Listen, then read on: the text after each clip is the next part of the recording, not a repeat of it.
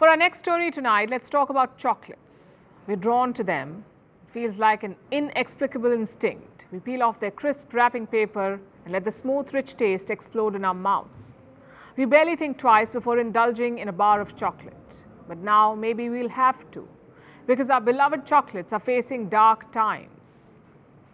We have bitter news for your sweet tooth.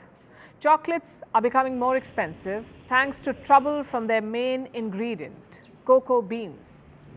Prices have been on the rise. They've increased by more than 25% within a year. You ask why? Well, we have two words in answer: global warming. If you say not again, I'm right there with you. Global warming can be blamed for a lot of things: heat strokes, dying fish, even a rise in dengue cases. And now you can add one more thing to that list: a cocoa crisis.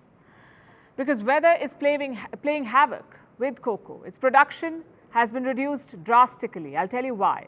This is Ivory Coast, a country in West Africa. It produces about half of the world's cocoa beans. Apart from this, Ghana, Cameroon, Nigeria together contribute another quarter of the supply. These countries are facing bad weather.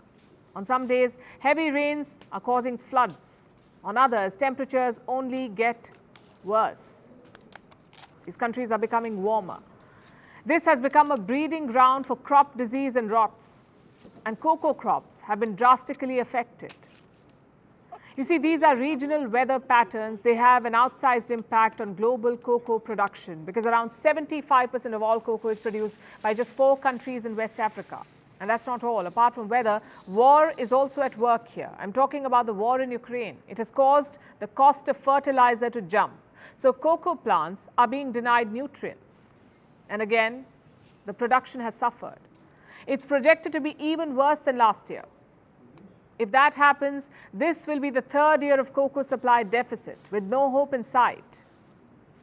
Current weather patterns are threatening next year's crop as well.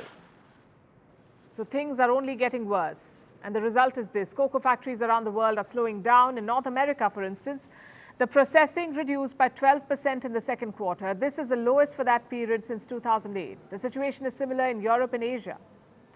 Factories are grounding the least cocoa since the pandemic began.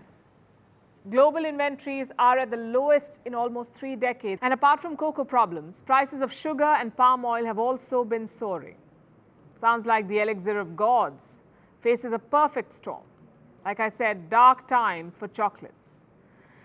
The prices are going up. In Australia, they have been hiked by anywhere between 10 to 20%. In America, by about 14%.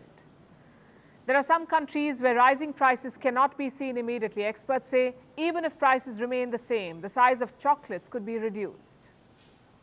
You may remember the term, shrinkflation. It has nothing to do with therapists overcharging patients. Shrinkflation is when companies reduce the size of a product, but they don't reduce the price. It's basically used to cut costs and boost profits. We saw this happen last year with the vastly embraced chocolate brand Cadbury. It shrunk the size of dairy milk by 10%, but did not reduce the price. So with prices changing, will consumers give up on chocolates? Well, experts don't think so, but small changes are expected. Consumers are definitely tightening their belts. The global chocolate industry is worth $117 billion. For the first time in 6 years, it saw sales volumes dip last year. But this does not mean that people are outright refusing chocolates. It only shows how they have reduced impulse purchasing.